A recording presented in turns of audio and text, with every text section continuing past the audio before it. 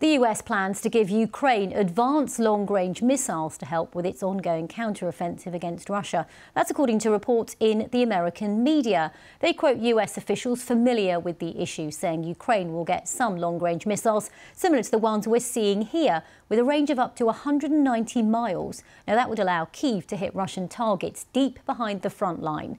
Neither the US or Ukraine have officially confirmed those media reports.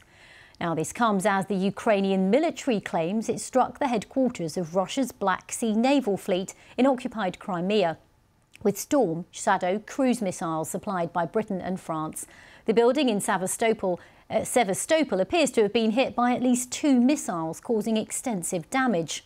Black smoke was still rising from Sevastopol hours after the attack. Russia's Ministry of Defense said 1 serviceman was missing.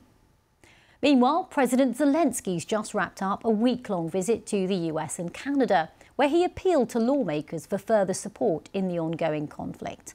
On Friday, Canada's Justin Trudeau pledged nearly $500 million in aid to Ukraine. That includes 50 armoured vehicles, as well as training for F-16 pilots and engineers to be delivered over a 3-year period.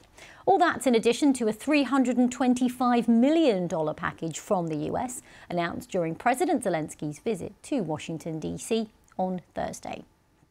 Well, earlier I spoke to Peter Zalmayev, who's the director of Eurasia Democracy Initiative. We began by discussing the long-range missiles the US is reportedly supplying to Kyiv. Well, this is something Ukraine has been waiting for since probably the beginning of this war, or at least the beginning of Russia's offensive in the east. ATACMS missiles would be a significant addition to Ukraine's arsenal, which Ukraine, as you know, is already showing some success with its domestic, locally produced missiles, which was just demonstrated in Crimea.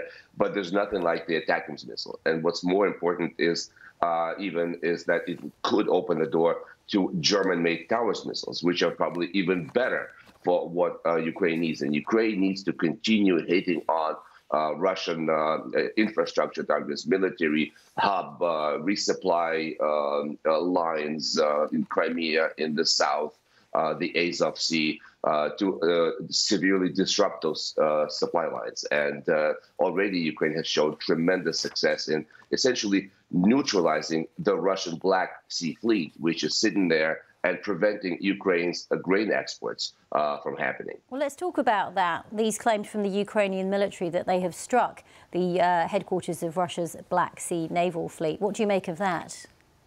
This was a tremendous demonstration of Ukraine's ability.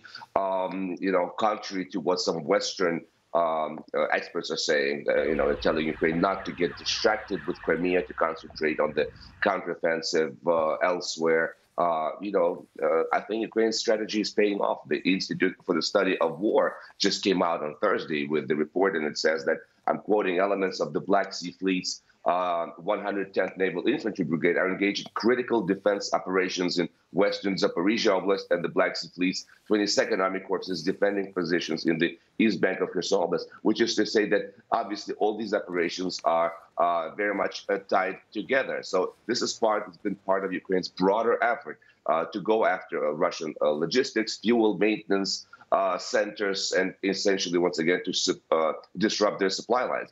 In short order, they took out a ship repair facility in Sevastopol, a military airfield in Crimea. They took out a very costly S-400 missile defense complex. And for the first time since World War II, they destroyed a Russian submarine. OK, Peter, very briefly, though, there has been widespread consensus that the counter-offensive hasn't really gone as quickly as perhaps Ukraine had hoped. It hasn't, been on track. So what would you make of these latest developments when we look at the course of that counter-offensive? I think they will very much aid in this offensive. And once again, I think we have to move from this position that Ukraine has a few more weeks to go, and that it'll have to put this counteroffensive on hold and negotiate with the Russians. First of all, the Russians are not going to negotiate. I don't know who said that they are willing to do that. And second of all, and Zelensky said that during his Canadian visit, once again, that Ukraine will not stop with the coming of cold and with weather worsening. Ukraine intends to plow through right through the winter and into the spring.